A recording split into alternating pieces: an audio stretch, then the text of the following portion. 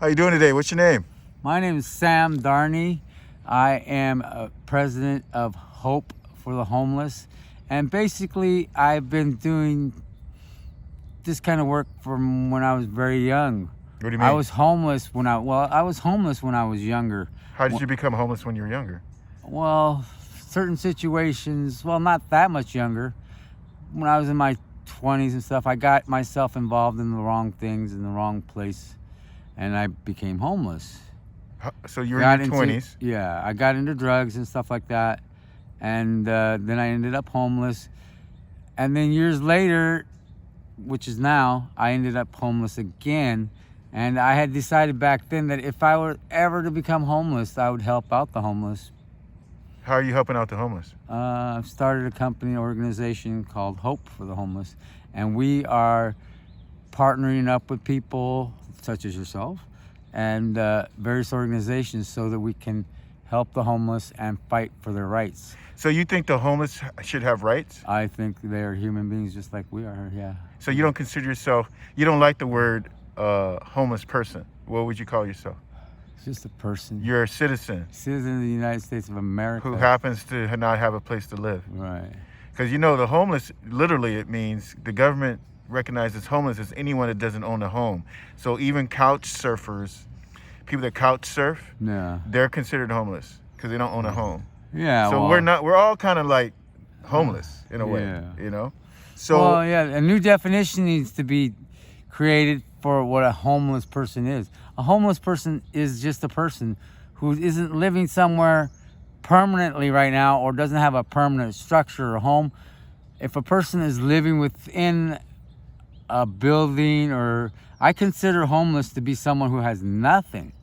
Someone who has completely no home, is living outside, yeah. who is outside of the help of even the city or anybody. So that's what different levels, different stratifications of homelessness. Right. Saying. See, people have gone out and gotten themselves out of the situation that they were in previously when they had no place to go. Now they have a place to go. Some of them don't know that they do. When you say place to go, what are some of those places? There's homeless shelters that people can go to.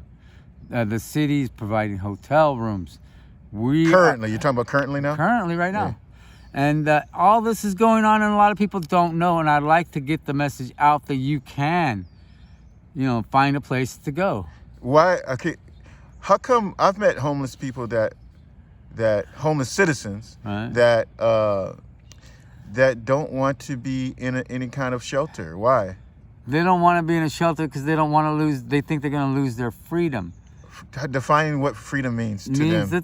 Freedom means to them that they could go in and out whenever they want. I mean, I do that anyways. I'm personally living in a shelter anyways. They let you go whenever you want, but they have certain restrictions. Once you leave past the curfew, you have to come back the next morning.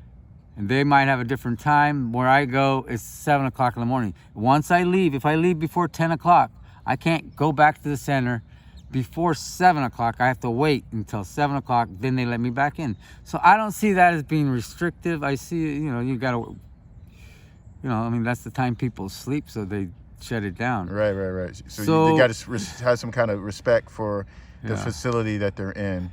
Yeah, so I don't go back until it's time to go back. And then, if I'm going to spend the night out, I plan it. I know I'm going to be out from 10 o'clock to 7 o'clock in the morning. That's a certain number of hours. That's 9 hours. So I have to know what I'm going to do in those 9 hours and where I'm going to be. So, you don't have to leave if you don't want to leave. If you don't want to leave, just stay there. So, I did it for a reason. So let's get back to what happened in the past, like in your youth. How did you lived with your parents, right? I lived with my parents when I was young. Yeah. I was in Yuba City, California. Yeah. Then I moved here to San Jose when I was... With your parents still? With my parents when I was 16. Yeah. And then I moved out because... How old were you when you moved out? I moved out when I was 16 years old. Why? My family was very restricting. Were they Catholics? No, they're Indian, and their Indian people are very strict. Oh, okay. What part of India is your family from? It's just a small village. Most people don't know about it. What's the name of it? Majadi. Majadi. Okay. Yes. So. And they moved here when? What year did they move? Your We family moved here as a family in 1972, Okay. and I To guess- the South Bay or well, to Yuba City, California. Yuba? Okay. So I was there until I was 12 years old. My family had moved from here to there so that we could start a business there. I got my started my family business. Yeah. Okay. So I got my education and decided to stay here. Why would I want to go back to farming if I already? Wait, so your family came here, became farmers? No, they became business people here, but they're farmers in Yuba City. Okay. So now they came here to Sacramento, to San Jose, and then they stayed here for a few years and then decided they're going to go back to Sacramento Uh-huh. to buy a business there and leave the one here. I Right. decided to stay here and I stayed and I moved out. Who'd you Stayed stay by- with? I stayed with 16? a friend at the time, and then And were you in high school? I was in college when I did this, 16 or So you something. graduated high school? I graduated What high school did you go to? Independence High School. Okay. I So graduated you're 18, from 17, Yeah. 18. Yeah, well, Uh-huh. 17. And I graduated, and then I went on to San Jose City College, but I never Right. finished my business degree there. You got your BA? I mean, your communications degree or no? And no, Okay. later on, years later, I went back to school and got my degree in information technology, which was quite recently. Okay, so okay. In between there, I've you're done all jumping here. kinds of other Hold on. You're jumping. So now Yes. you got out of the community college. Then what happened? Then you were living with your friend. What happened with your relationship with your friend? Well, we stayed friends for Yeah. a long time. So you stayed in his house for a long time. And we stayed friends for a long time. I stayed in his house for about 6 months. I moved out because I already had a job at the time. Okay. I was working. It was a great time to be working at the time because there's a lot of jobs. Yeah, back in the 70s and 80s. Yeah. Yeah, I had 2 jobs actually. So Yeah. I did both jobs, worked hard. Living, got had, a place. you rented a room at that time, or? Yeah, I got into my own place, and then I helped out another friend who needed help. So we stayed roommates for about 3 years. That was still out here in where were you still Yeah, in San Jose? I was over there by actually living by San Jose State Right. University, Okay. or going to City College. So I went ahead and dropped out of college at the time because I was working 2 jobs, working graveyard. Right. So I went on to do things without a degree and did great things. I worked as a failure analysis engineer. My background is in electronics. Wait, you studied that in school? Or That's you just did- my background. I did it on my own. Huh. School has been mostly for information technology. Like I said, I did that recently. Yeah. But I've had quite a career between then. So wait, so your parents? Okay, all this time you're having all these jobs, odd jobs, out of high school and out of junior Not college. such odd jobs. It's I mean, just like great odd jobs. I'm not saying odd. I mean, it's like just like odd jobs is a term, a phrase. But what I'm saying is you've I was had making a lot of money. Yeah, so odd jobs means you had more than one job. So Right. So, it's I just a was phrase. working as a failure analysis / For what company was that? that was for ISC Labs and IQL. Okay. I was also designing printed circuit boards for them at the And time. you learned this on your own. On my own while I was self. And they hired you based on your experience, your knowledge. Right. Wow. Why not? That's pretty impressive. Yeah, they had a lot of that back then in the 80s. They Yeah, hire I- you based on your experience and your talent and Yeah. skill set. So how was your relationship? Did you still communicate with your parents at that time? Well, yeah. I mean, Okay. we never stopped communicating with each Because other. Indian families are really, they have quite a strong patriarchy, right? Right. But the thing is, my parents been here for a long time. They weren't so uptight, but they Yeah. are a little bit uptight. Yeah. But that was never a problem for me. The only Yeah. problem was when I met someone else. That was outside of the. Yeah, so culture, then I ran yeah. into a little bit of a problem, but now things have gotten better. It took Yeah. them a little bit of time to get used to You, the fact that it was you became outside. Americanized. Yeah, Oh, I see. right. So they And kind of they- rejected that. Yeah. Right, exactly. Huh. So it takes time to assimilate for them to completely Oh, of assimilate course. into the society. This is the first generation. Right. And they've started to do that, and they've accepted my girlfriend now. Okay. So you got into those jobs. When did you become homeless? You said in your 20s. Oh yeah. Well, I became did that homeless. happen? That was a drug thing that I had a problem with. what they called, I don't know if people know about it anymore. It was called crank. Yeah, of course. Yeah, okay. They're still using crank these days. Yeah, well, you can't find it around here anymore too much. But that was the choice drug back then. That was big in the 80s. Yeah, so I was doing that and got myself into trouble. Ended up homeless. You lost your job because of crank? Well, yeah, I lost my job. I'd already lost my job. That's why I was in such a bad state at the time. So you became homeless because you couldn't pay your rent? I couldn't pay my rent. Yeah. Okay, so from your 20s... I was sad at the time. I was devastated. How come you didn't go back to your parents for help? Well, if I would have went back to my parents for help, my dad would have labeled me as a failure.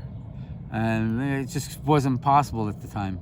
So the pressure of the culture kept you from asking for help? Right. I couldn't. Basically, then I'd have to accept that I was a failure, tell them that, yeah, I'm a failure and I'm going to come home, mama. I couldn't do that. I went on my own and became homeless, dug myself out of the ditch. There's a lot of shame when it comes to Indian culture, shaming. Oh, yeah, about being homeless, or about asking people for help. Yeah. Or for getting married to someone outside of your culture. There's shame on all those things. Wow. Associated with it. But although these days, it's not the same anymore. Right. I think a lot of people have assimilated, that it's not considered, enough Indians have assimilated. It's not considered total taboo anymore. Right. It's like, what, third generation now? Right. Yeah. So, okay. So, yeah, because when I met you, you seemed super smart, and well, I learned on my own. Yeah. But I also went to school later on. But it's not a measure of how much education you have. It's a measure of how much will you have, how much love you have, how much effort you put into whatever you do. Well, it takes some kind of willpower to stay on these streets and not give up completely, Well, that is very true. I mean, I go through a great deal of pain and suffering every day. But I do it because I know at the end, I'm going to achieve my goal. What kind of pain? I mean, right now, it's my hard. Feet mostly. I mean, it's nothing me.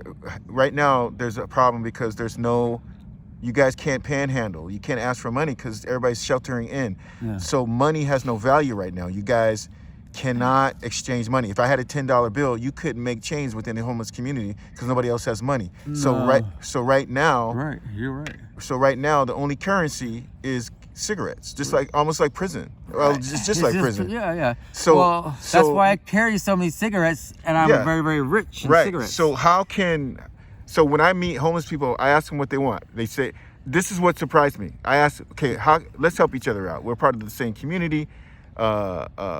Homelessness. Your list is the same list as my list. Right. So we're neighbors. Except you are more outside than I am. I'm sheltered in. You're always out. Mm-hmm. So my thing is, I asked someone who was homeless. Mm-hmm. What they need. Let's help each other out. What do you need? They go, okay, I need water.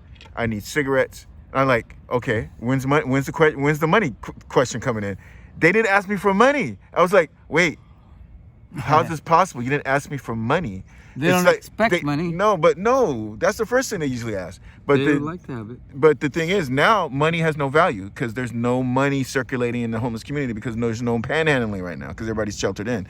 So the recent Rotten Robbies was just robbed, and they broke through the front door, and they left everything. They didn't even touch the till. They didn't steal anything of value. The most valuable thing to whoever stole that was the cigarettes. They stole 50 packs of money to them. 50 packs of cigarettes. 50 packs of cigarettes. They left the food. They left the drinks. They get plenty of food. They get plenty of drinks. They left everything. They took 50 packs of cigarettes. That's just like money. That solidified it for me that money has no value for the homeless right now. Yeah, I mean, if you're talking about 50 packs, each one has $10 a pack. Yeah, so what is that? Do your multiplication. Well, what's that per cigarette? Was that 30 cents per cigarette? Oh, no. It's $10 a pack? It's $1 a cigarette. You guys sell it at $1. 50 cents at least. Well, that's pretty good. That's if you got the cheap brands and you. Oh, okay. Yeah, okay. The heavier brands, the good ones. The Marlboro, right? Marlboro 100. That's what I hear. Marlboro 100s. That's what when I ask them, what do you need? Oh, Marlboros. Yeah. Marlboro Okay. 100s Right. Cause are that's the bigger ones. So I can trade a Marlboro for what's a lower brand than a Marlboro? Because I don't smoke.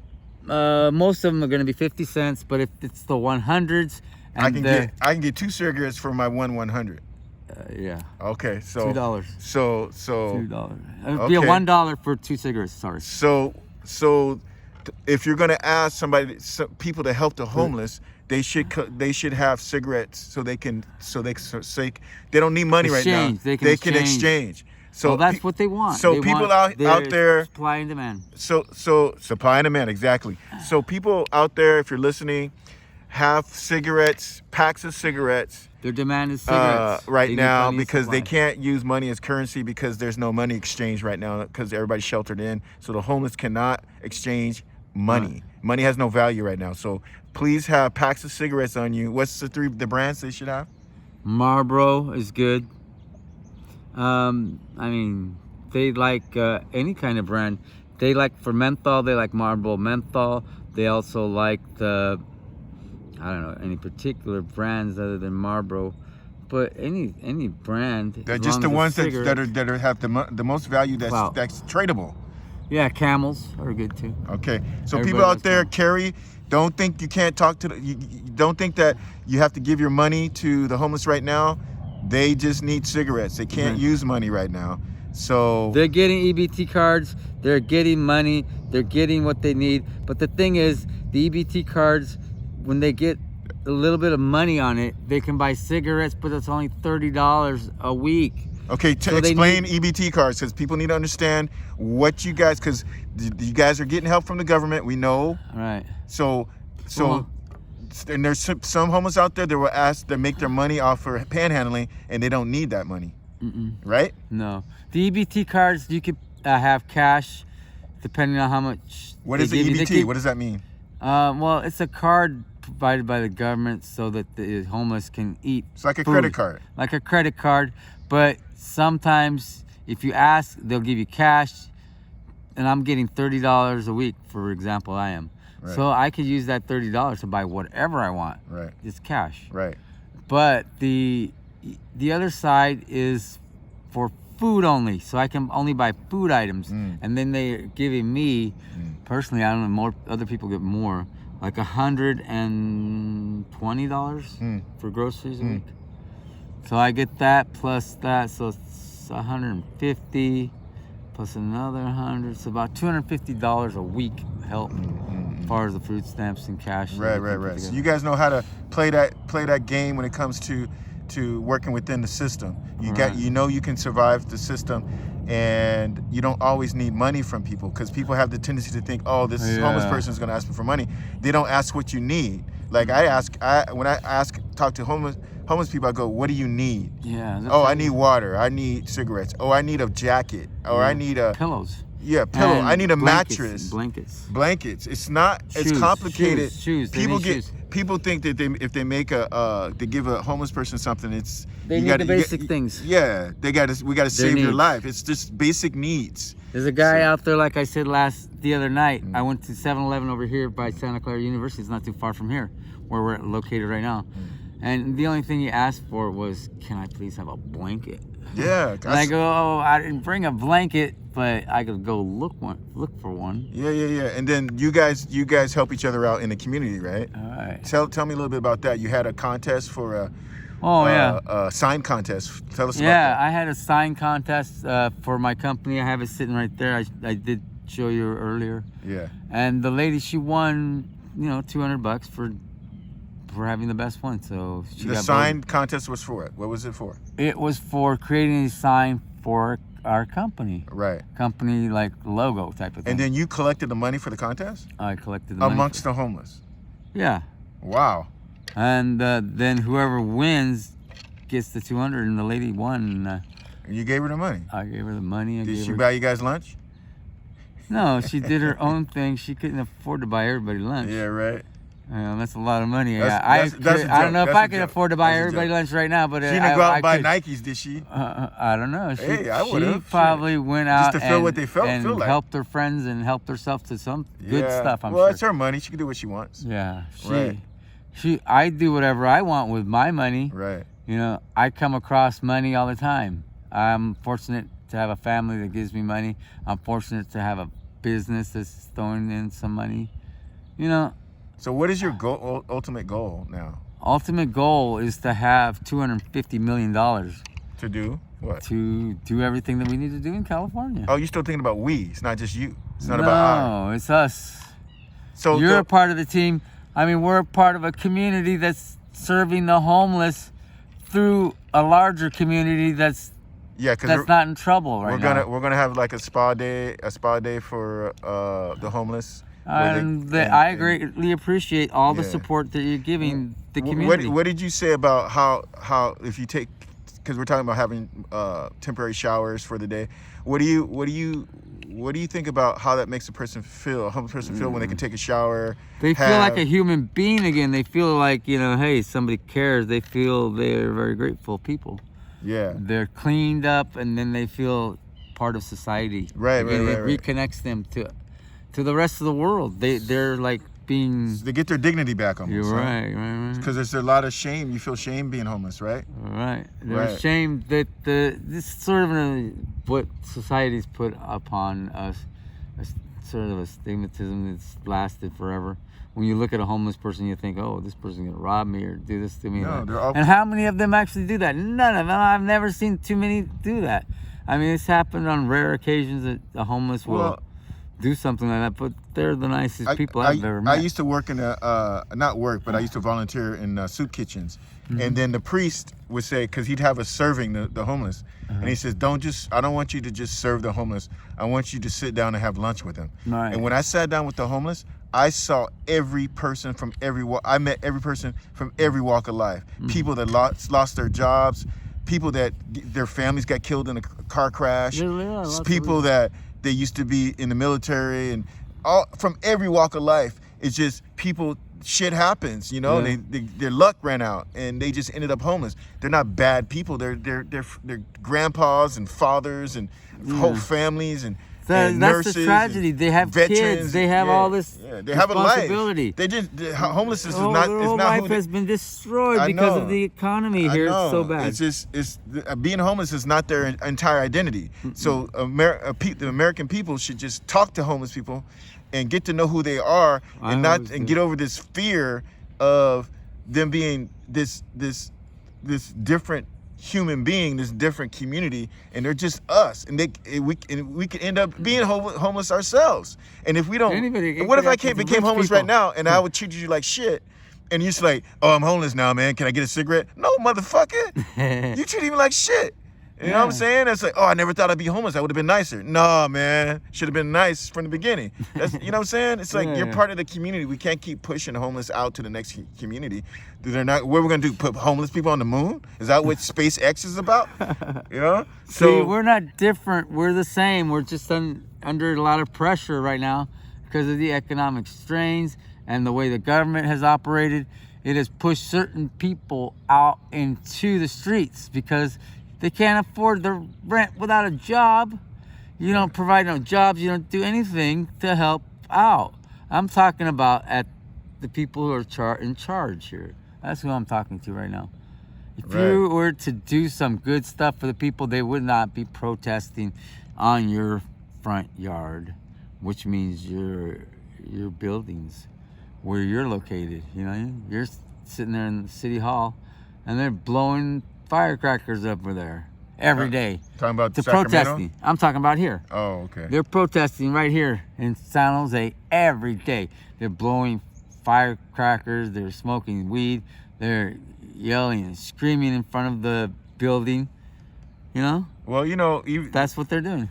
When it comes to you know, people talking bad about homeless people, you know, people that have homes have problems too. You know what I'm saying? So we all do. So that's how we gotta look at it. We gotta look at each other as we're all human, we all have problems, but we gotta get through our problems together. You know what I'm saying?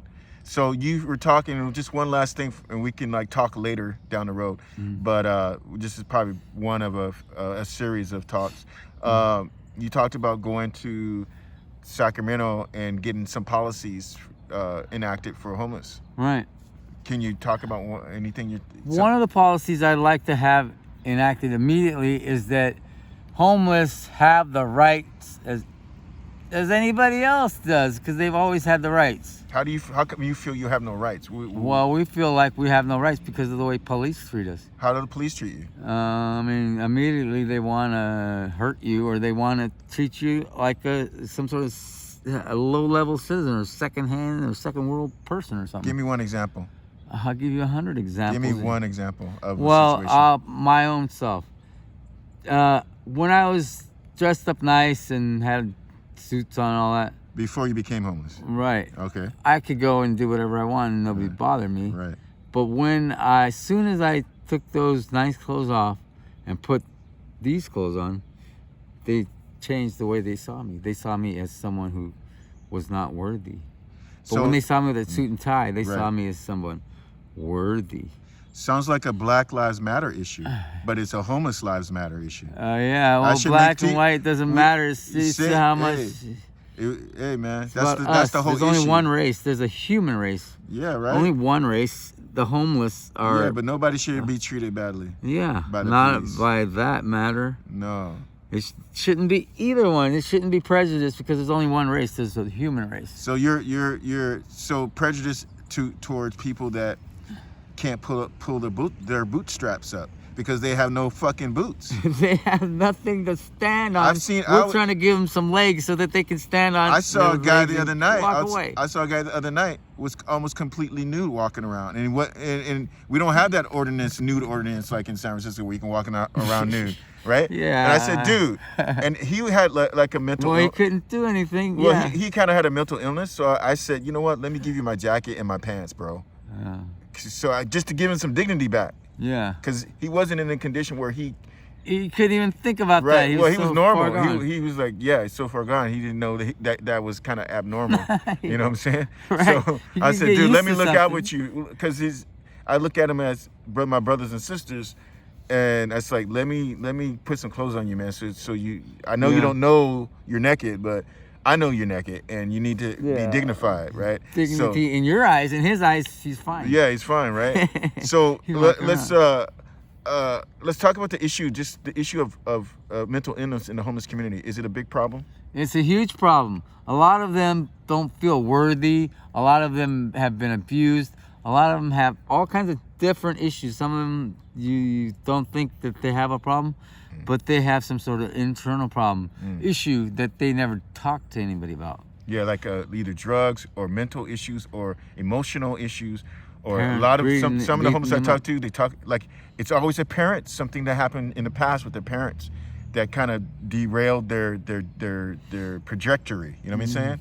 So you're one of the many homeless people that has had some issue with their parents that derailed their trajectory when it came to their life. You know what I mean? So it all starts at home, it seems like. Yeah. Well, you have to start where your foundation is.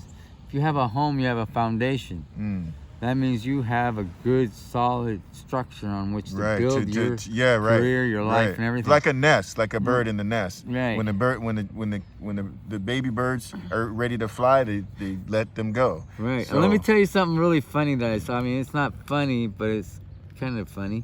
I saw this homeless person. She had a basket full of stuff. I asked her, I know you're a beautiful lady, but why do you have so much stuff? How much stuff do you need? You need 5 pairs of this? I gave her a whole wardrobe. So this is, I'm getting very tired. You've been walking all night. Yeah. I'll let you go. Let's finish. And we'll talk again. And we're going to work on getting the food to the homeless through the merchants. We're going to work on Spa Day. We're going to be working on getting homeless rights. We're going to head to Sacramento and start beating down their doors, and then getting them to especially open up. dealing with how the homeless are being treated by police. It's really bad. We need to deal with that situation because homeless lives matter also. So thank you very much, sir, Sam. Appreciate it. Thank you for sharing. Always. And we'll talk to you again soon. Thank you, sir. All right.